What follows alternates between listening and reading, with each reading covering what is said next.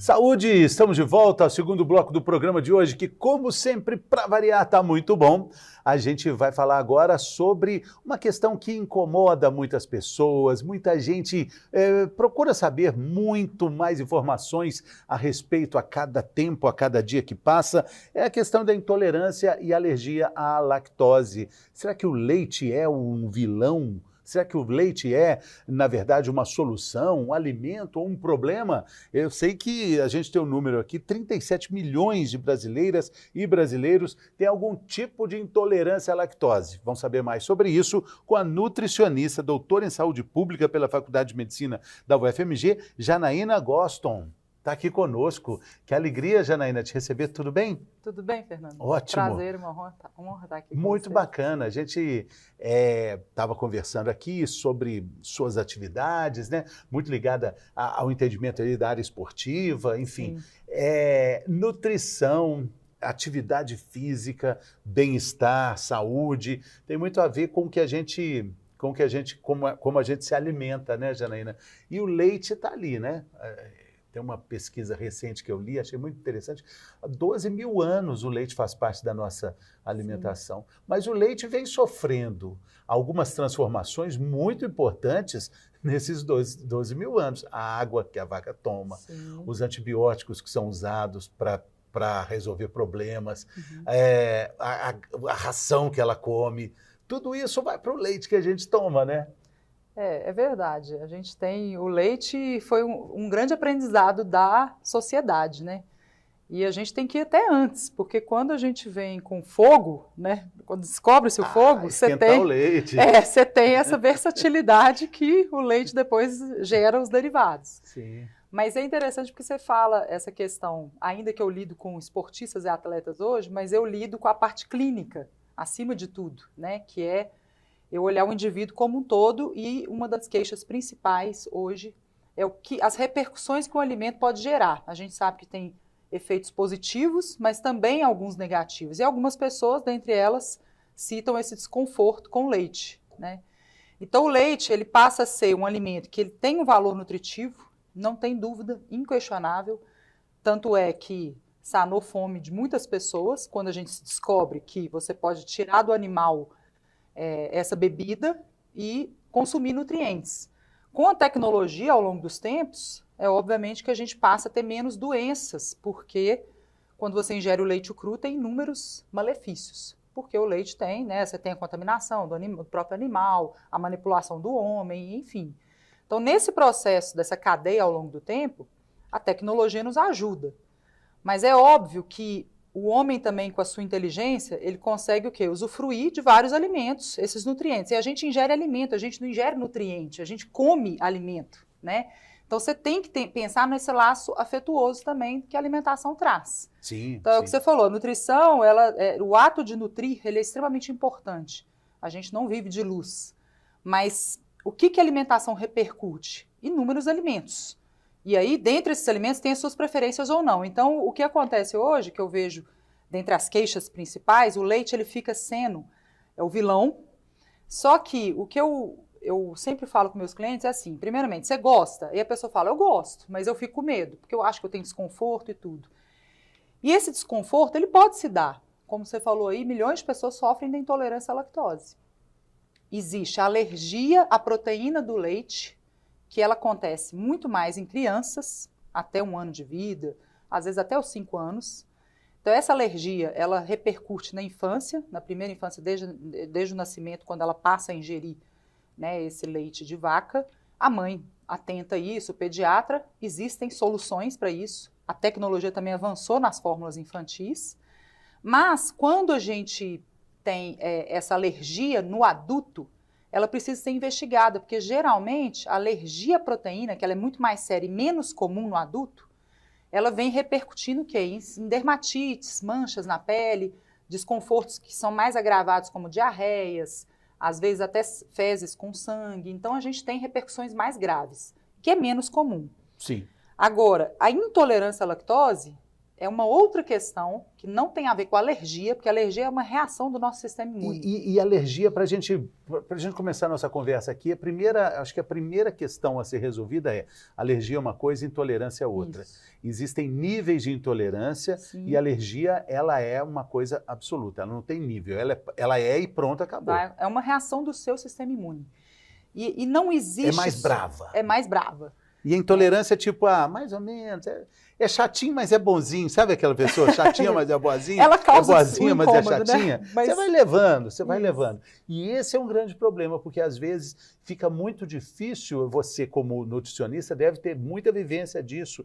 Às vezes as pessoas não relacionam esses níveis de intolerância ao consumo de leite e derivados, né? Ela não associa, e ela também tem que lembrar que às vezes não é só o leite o derivado. Porque os alimentos, tem muitos alimentos que têm uma influência, um impacto até para alergia. Por exemplo, eu tenho clientes que são alérgicos ao ovo, à proteína do ovo. Você imagina quantos alimentos não tem o ovo adicionado no preparo? É muito mais, essa pessoa fica muito mais limitada a vida toda do que o leite, o próprio leite. O leite tem, por exemplo, quem tem alergia mesmo, até cremes corporais, shampoos, a base que usa o leite, não podem ser usados. Mas eu queria muito falar sobre essa questão dos níveis de intolerância e coisas que a gente vai adquirindo ao longo da vida, né? O nosso intestino ele vai vivendo junto conosco, né?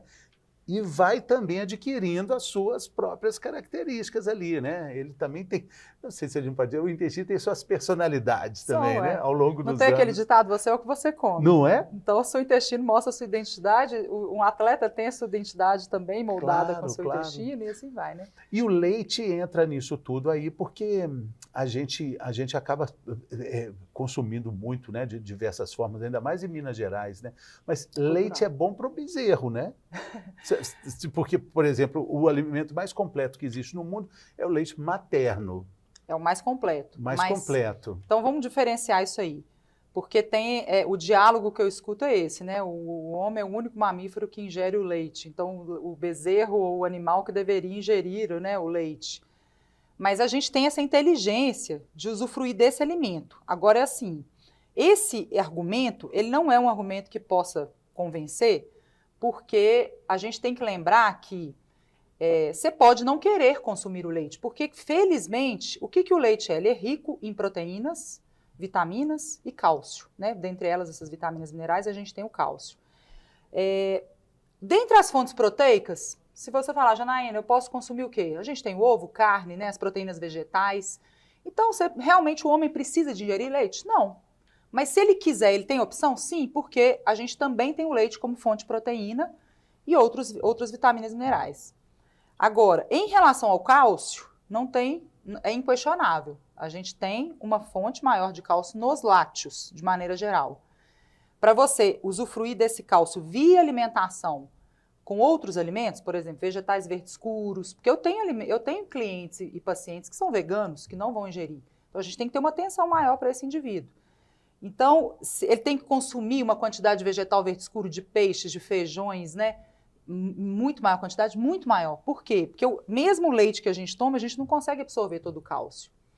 E às vezes, aquilo que você falou, a gente vai falar, vamos deixando o cálcio de lado, vamos deixando, mas não pode deixar, principalmente nós mulheres, porque os impactos, muitas vezes, dessa ingestão não cuidadosa ao longo da sua adolescência, principalmente, e hoje, por exemplo, se você não ingere, às vezes seu filho não ingere, você já vai deixando, e naturalmente a gente vai deixando de ingerir mesmo, porque a gente tem outros alimentos.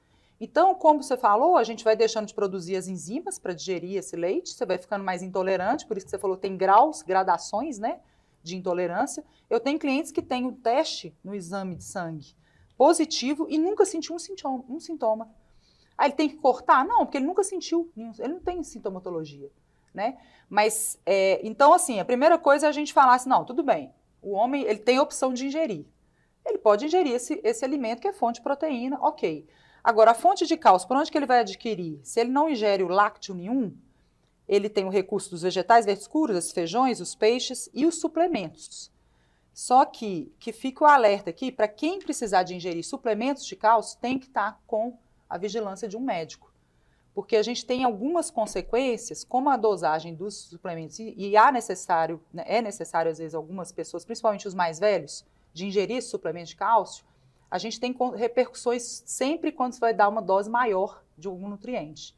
Então, o cálcio, via suplementação, ele gera alguns desconfortos, desde náuseas, constipação intestinal, e alguns mais agravados, que são as calcificações de tecidos moles, por exemplo, né? Calcificação de artérias, doenças que vão ser geradas com repercussões cardiovasculares ou nos rins, Sim. que precisam, então, ter um monitoramento de um médico. Porque algumas pessoas não toleram esses suplementos, entendeu? Mas, Janaína, e tem pessoas também que acabam convivendo com uma indisposição, com algum nível de intolerância, o que eu tinha falado anteriormente, né? Sem mesmo fazer uma ligação de que é o leite que está causando isso. Refluxo, por exemplo, o refluxo é muito subdiagnosticado, está ligado Sim. também com a apneia do sono e vice-versa. Aí é difícil fazer uma investigação que ligue os pontos para chegar, olha, tem um leite aí que está atrapalhando, o que poderia ser controlado ou diminuído ou melhor administrado?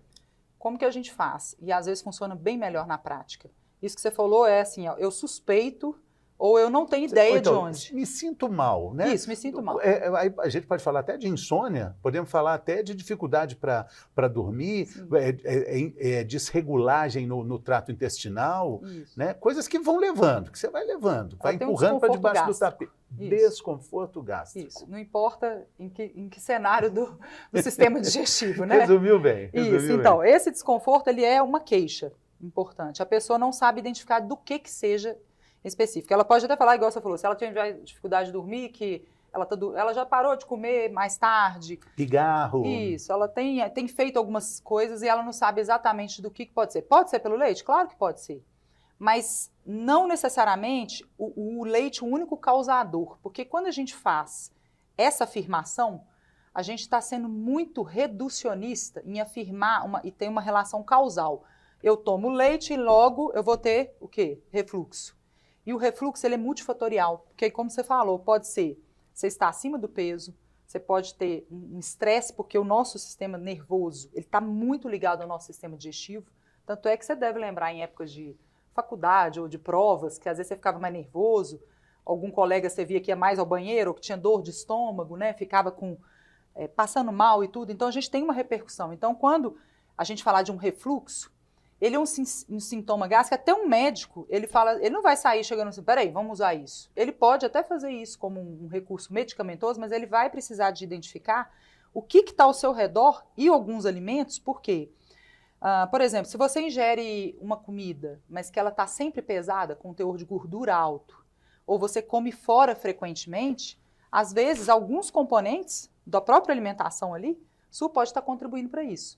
E é interessante, porque quando a pessoa me procura e ela tem essa queixa, por exemplo, um refluxo, é muito impressionante quando ela começa a se alimentar melhor. Eu não estou falando de dieta de emagrecimento, estou falando se ela começa a se propor a comer melhor. Aquela frase, né? Desembalar menos e descascar mais. Descascar mais. Comer com alimentação mais, sabendo as quantidades, os horários, enfim, de acordo com a rotina dela. Eu te falo que é um dos efeitos agudos mais impressionantemente observados pelas pessoas de melhora desse sintoma gástrico. Então, refluxo, gastrite, quando a pessoa tem... aquela coisa empanturrada, isso, né? Sensação de empachamento. Empachamento. Né? Isso. Essa é uma repercussão desconfortável e que quando você melhora, eu tenho cliente que em uma semana às vezes fala assim, Janaína, meu refluxo acabou. Minha dor epigástrica, né, que é a dor pontual, acabou. Então, por quê? Você passa o pente fino em tudo que você estava comendo e você elimina e passa a comer aquela quantidade que foi proposta, seguir a pauta da reunião, né, que eu falo. Então, isso ajuda. Eu não quero que as pessoas entendam aqui que a gente tem que ser o paranoico que fica seguindo tudo. Porque a ideia do profissional de nutrição é que te dê autonomia nutricional sem causar esse terrorismo que eu tenho visto na nutrição. Sim, e é muito importante a gente valorizar a presença nesse cuidado de uma profissional da nutrição, porque muitas vezes acontece da pessoa, por conta própria, tirar a lactose ou Suspende, talvez né? o glúten, vou tirar. Melhora, pode até melhorar, pode ter algum conforto gástrico, né? Mas acontece por acaso, algum leite, alguma lactose ingerida, causa um estraguinho aí, né? Para quem tira por conta própria, isso pode acontecer? Sim.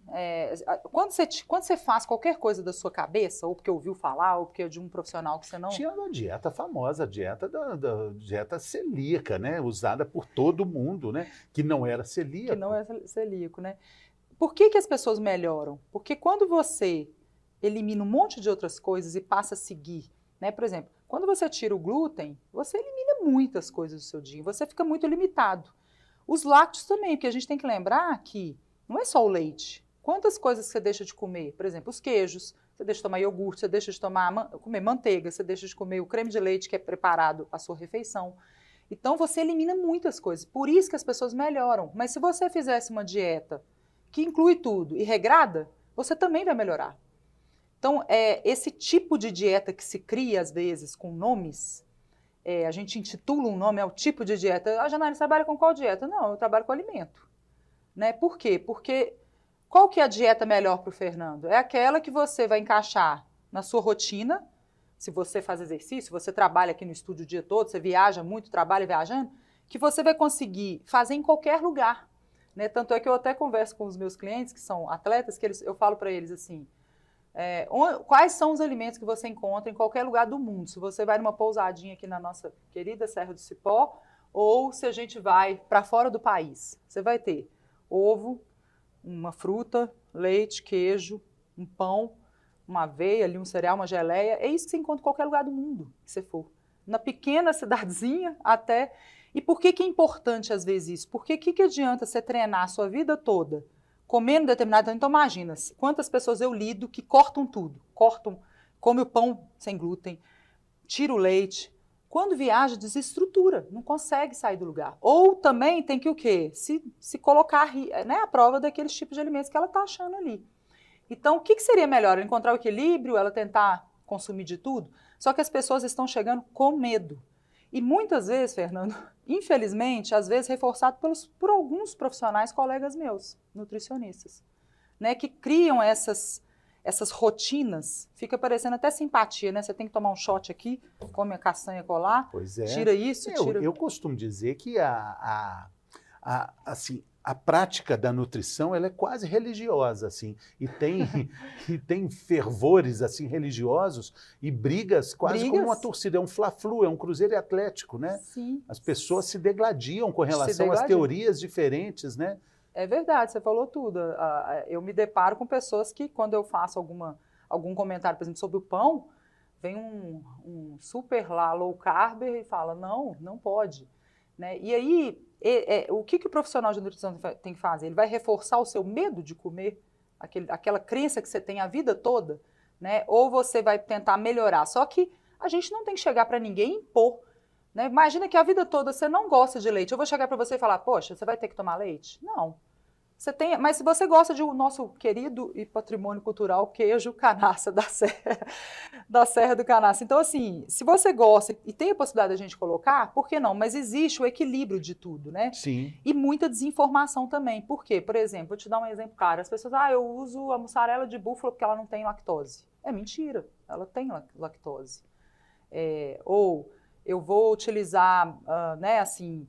um iogurte natural, mas eu vou ter... O iogurte grego, que é mais light.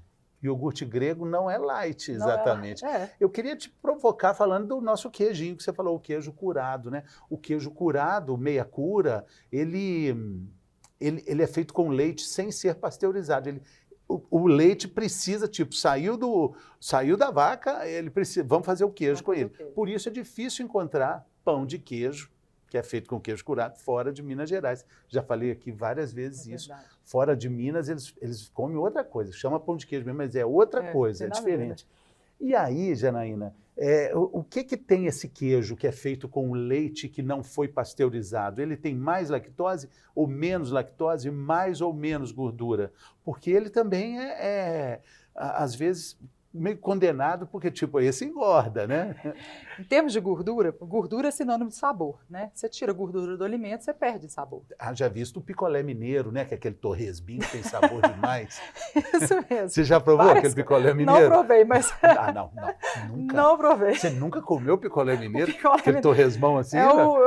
Não é o sacolé, não, né? Não, esse nem gelado ele é quentinho. Não, então esse... Torresmão, torresmo de barriga. Esse torresmo, então, eu não gosto, mas não é porque eu sou nutricionista, Fernando, você acredita? É muitas vezes a sensibilidade do meu corpo, né? Mas veja bem, quando a gente fala do nosso queijo, por que o queijo tem tanto sabor? Tem o teor de gordura alto, mas não só o nosso queijo. Os queijos, eu falo os poderosos, eles têm o teor de gordura, né? Quando a gente fala um gorgonzola ou roquefort, todos têm o teor de gordura. Né? Isso. Queijos holandeses. São queijos gordurosos. Agora, o nosso queijo, quando ele fica mais curado, você pode comer sem nenhum problema, porque ele não tem lactose. Mas a gordura, ok, você já falou que tem. Isso, tem a gordura. Então, o meia cura tem menos lactose, o curado não tem lactose. Não tem lactose. O fresco tem lactose. Então, por quê? Porque as bactérias do próprio queijo, naquele processo de produção do leite, elas fermentam aquele açúcar do leite. Então, o queijo meia cura é o mais apropriado. As pessoas confundem um pouco o sem lactose, ou igual você falou, o iogurte grego, ou às vezes alguma funcionalidade daquele alimento como ser zero gordura ou light, né? Sim. E nem sempre. A gente tem vários alimentos sem lactose que são comuns. O teor de gordura dele está preservado lá. A gente tem aqui o quadro Mitos e Verdades, que a gente fala sobre questões relacionadas ao assunto aqui, lactose, intolerância, alergia ao leite. E aí você me diz, dentro da sua vivência, se está certo, se é mito, se é verdade, ok? Sim. Vamos lá, então.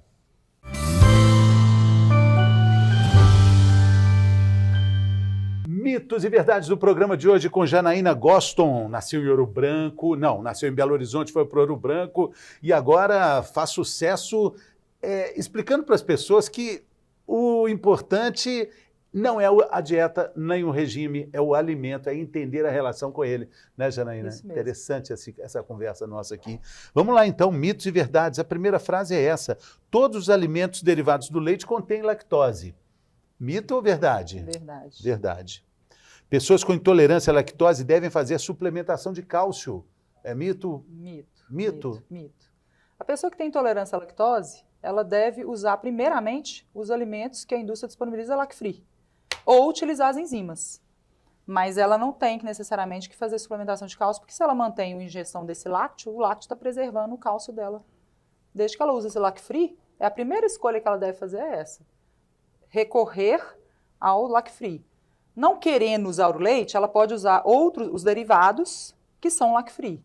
Ela está mantendo a injeção do cálcio tranquilamente e isso ajuda, ao longo da vida, ela a manter um aporte de cálcio que não é fácil de ingerir diário. Os estudos hoje mostram claramente que a gente não atinge a quantidade de cálcio que você precisa no dia.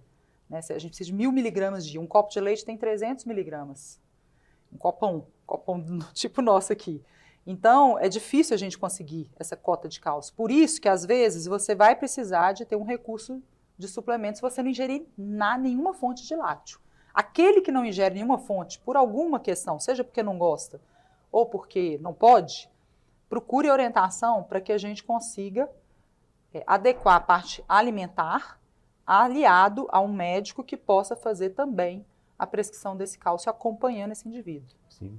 A outra questão é essa, existe tratamento para curar a intolerância à lactose? Mito ou verdade? Verdade, muita verdade. Sim, tem os comprimidos, antes eles eram comprados só nos Estados Unidos, mas verdade. Hoje foi uma evolução isso, né? Uma evolução. Tinha gente que tinha intolerância, que todo mundo que ia, ficava quase no aeroporto lá esperando, né? É verdade. E hoje esses comprimidos, eles auxiliam, as pessoas conseguem se alimentar. Aqueles que são realmente intolerantes, que têm desconfortos muito grandes, né, e enfim, passam mal, elas podem utilizar a enzima para que eu vou numa pizzaria com você, eu posso tomar um comprimido e eu comer uma pizza sem medo.